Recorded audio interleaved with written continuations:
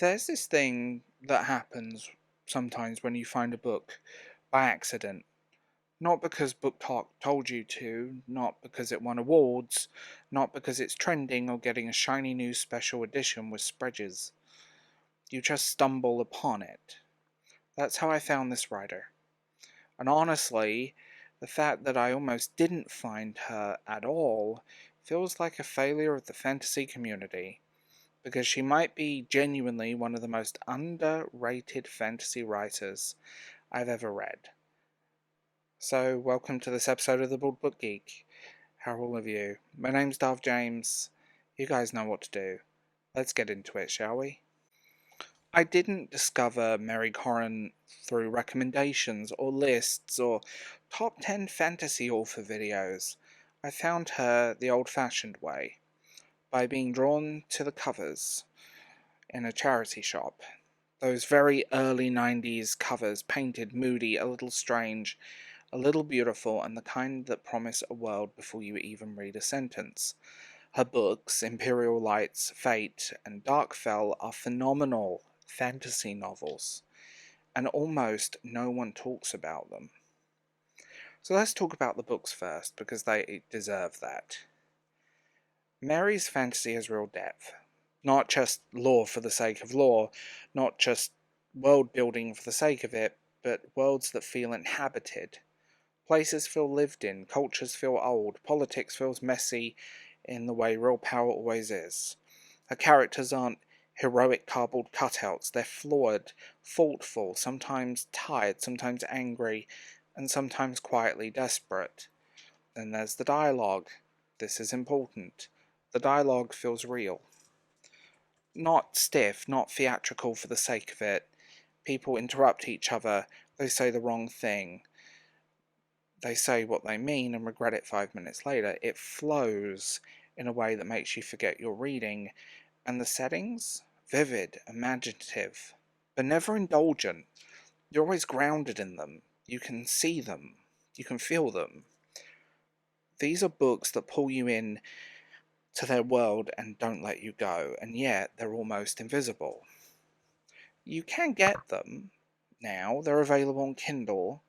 You can find paperbacks and hardback editions if you look hard enough, though they are getting rarer, but do check out eBay. And every time I see someone complain that there isn't enough women writing fantasy, especially now, I feel this deep frustration because the work is right there. People aren't willing to go back and look for the stuff that they aren't being told to read via an algorithm. And here's where the story becomes kind of painful. Mary Corran was working on a fourth book, Fortune, when everything stopped. In 2016, she spoke openly about suffering a mental breakdown. And I want to be very careful here because it matters. She said, in her own words, "I cracked up for many reasons, not at least of which was feeling without value.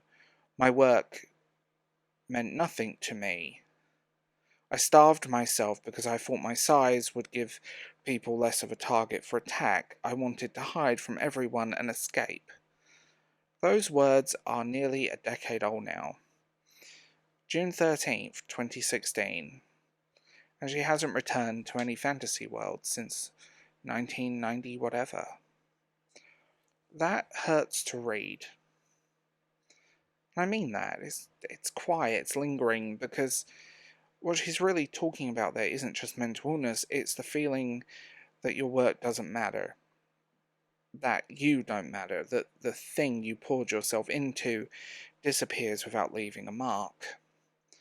And that's a feeling a lot of writers, creators, musicians, a lot of people I know this feeling too well, including myself. She said something else around the same period that really stuck with me. She said that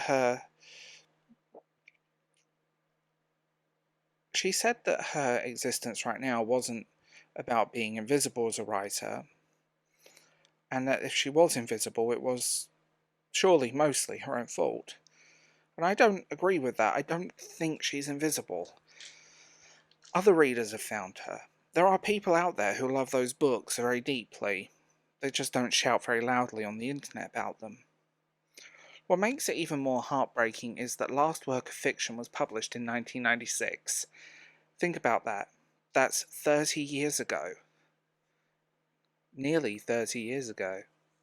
Since then, there has been almost nothing. No social media, no public presence, a few old websites, a handful of quotes. That's it.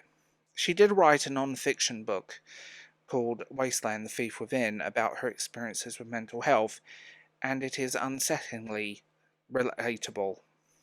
And I mean that. It's unsettlingly relatable. Not sensational, not polished into something inspirational. Just raw, honest, frightening how familiar some of it feels, even when you're struggling yourself. It's not an easy read, but it's a powerful one. I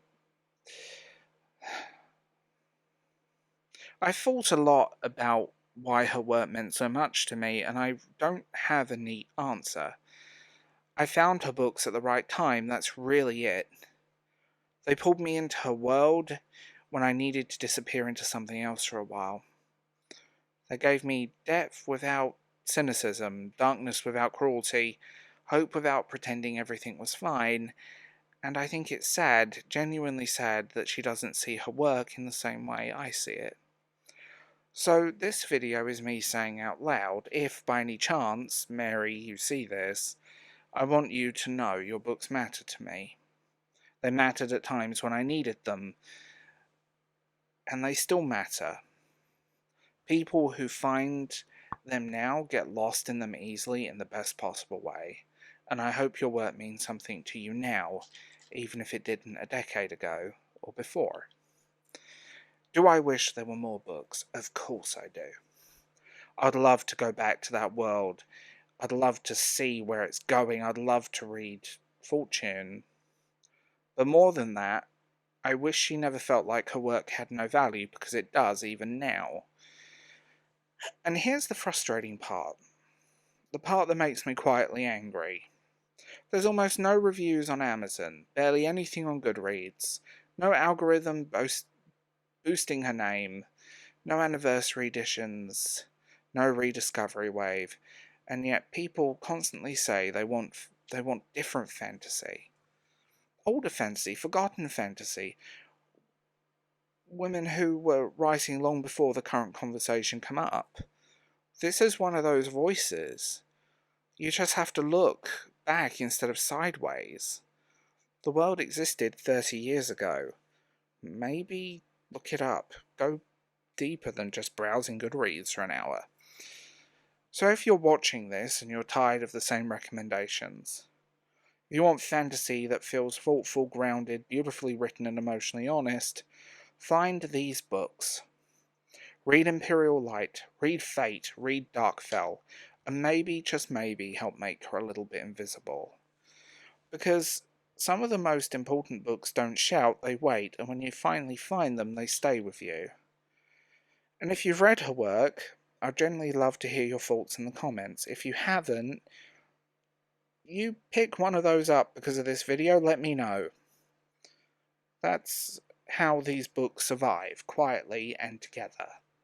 And if you want more of this type of content, well, interact. Tell me what you think. I want to know. And if you want to support this channel and help keep those lights on, just remember, Substack, Patreon, channel memberships, and even Ko-fi are available if you just want to buy me a coffee.